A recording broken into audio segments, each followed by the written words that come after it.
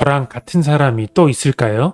퇴근하고 집에 오면 빈둥빈둥 유튜브만 보는 게 낙입니다. 취미랄 것도 딱히 없고 사람들이랑 어울리는 것을 좋아하지도 싫어하지도 않는 하면 하고 말면 많은 그런 사람이요. 그래도 한 해 한 해 뭔가는 나아지겠지 싶었는데 문득 30이 넘고 31살이 되니 조급해지더라고요.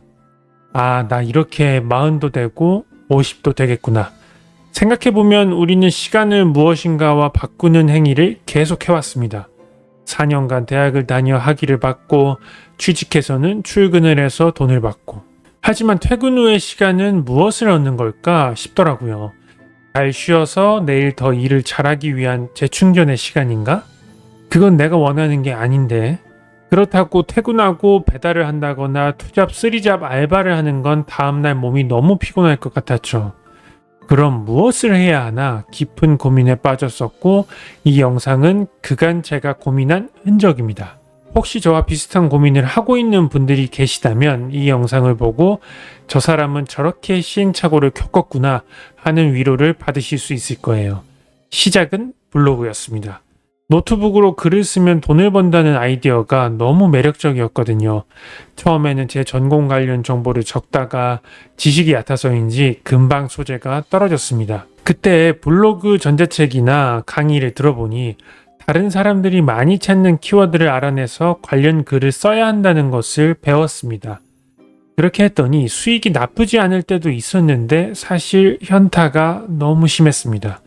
아무것도 모르는 키워드를 가지고 글을 하루에 몇 개씩 쓰는 것도 내키지 않은데 한 달 수익이 많아야 20만 원인 게 어질어질 하더라고요.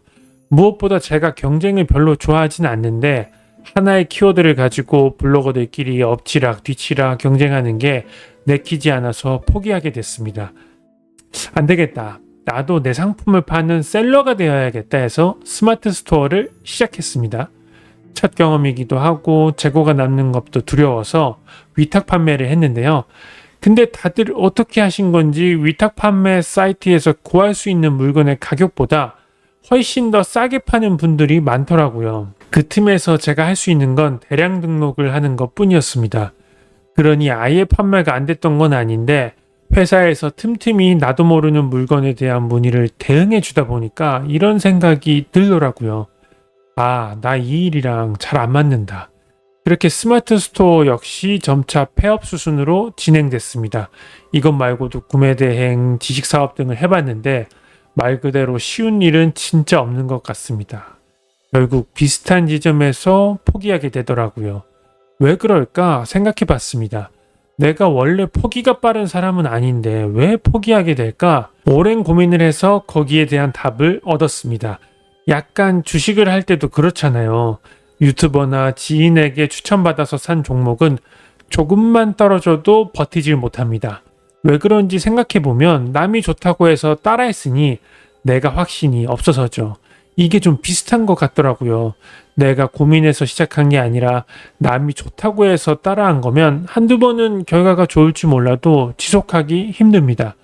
지금까지 이것저것 했지만 포기했거나 아직 뭘 해야 할지 모르는 분들이 계시다면 이런 관점으로 한번 깊게 생각해 보는 건 어떨까요?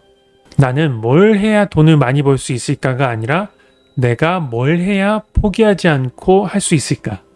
이런 결정을 하는 데는 유튜브를 참고하지 않고 생각하는 게 좋을 것 같습니다. 답은 내 안에 있으니 정보는 적당히만 찾아보는 거죠. 제가 했던 방법인데 빈 공책에다 블로그, 유튜브 등에 대해 내가 생각하는 장단점을 적어보면서 어떤 예상되는 어려움이 있을지 정리해보면 좋을 것 같습니다. 그리고 그렇게 한번 정했으면 최소 6개월은 해보세요.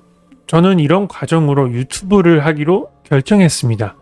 처음 목표는 딱 월 100만 원이었습니다. 근데 진짜로 안 되더라고요. 제일 힘들었던 건 나보다 별로인 것 같은 영상인데 말도 안 되게 잘 되는 채널들을 볼 때였습니다. 하지만 이번엔 달랐습니다. 안 되는 이유를 나에게서부터 찾으니 포기하지 않게 되더라고요. 잘하는 사람들 것을 많이 보고 좀 배워보려고 하니까 버티게 되고 버티다 보니 수익이 점차 올라가더라고요. 처음에는 구독자 1000명, 시청시간 4000시간을 넘긴 수익화 계정 하나만 가지면 좋겠다 싶었는데 하다 보니 노하우가 생겨서 혼자서 수익화 계정 5개를 만들기도 했습니다. 유튜브가 주는 수익 애드센스는 50, 100, 250, 500 이렇게까지 올라갔고요. 구체적으로 무슨 방법으로 어떻게 했냐고 하시면 이 영상을 참고하면 도움이 많이 되실 거예요. 어떤 방법을 사용하냐도 정말 중요한데 그 전에 해야 할 건 어떻게 하면 포기하지 않을 일을 선택할지가 먼저인 것 같습니다.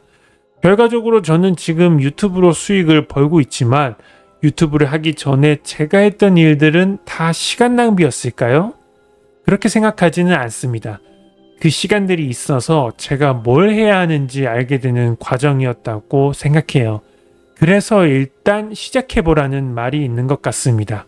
그걸로 무조건 대박을 내라가 아니라 내가 포기하지 않고 계속할 수 있는 일을 찾아 떠나기 위해서 일단 시동을 걸라는 의미 같아요. 그러니 저처럼 우선은 실패해 보시기 바랍니다. 사실 빨리 실패할수록 좋은 것 같아요.